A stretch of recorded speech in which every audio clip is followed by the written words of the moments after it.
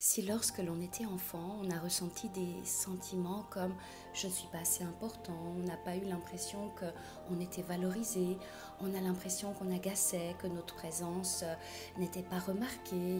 Aussi quand on nous comparait à d'autres enfants, à nos frères, à nos sœurs, pour nous faire comprendre qu'ils étaient meilleurs, qu'on devait prendre exemple, qu'on était livré à nous-mêmes, on ne s'occupait pas vraiment de nous, on nous demandait de nous débrouiller. Des fois de s'occuper d'un parent qui n'allait pas bien. Ce qui se passe, c'est qu'une fois qu'on devient adulte, on a beau travailler sur nous, malheureusement, on garde l'empreinte de cette impression profondément ancrée en nous. C'est pour ça que de nombreux adultes continuent d'avoir des doutes, manquent de confiance en eux, se croient pas capables, sont victimes du syndrome de l'imposteur. Tout ça pour dire qu'indirectement, on ramène de l'enfance toutes ces sensations, ces émotions qu'on a stockées en nous une fois qu'on est adulte. On a toujours cette impression, ces mêmes attitudes, ces mêmes ressentis que quand on était tout petit. Si ça te parle, si ça résonne en toi, sache qu'il faut simplement revisiter toutes ces émotions que je n'ai peut-être pas mentionnées mais que tu as ressenties quand tu étais petit. On peut les faire remonter à la surface par l'hypnose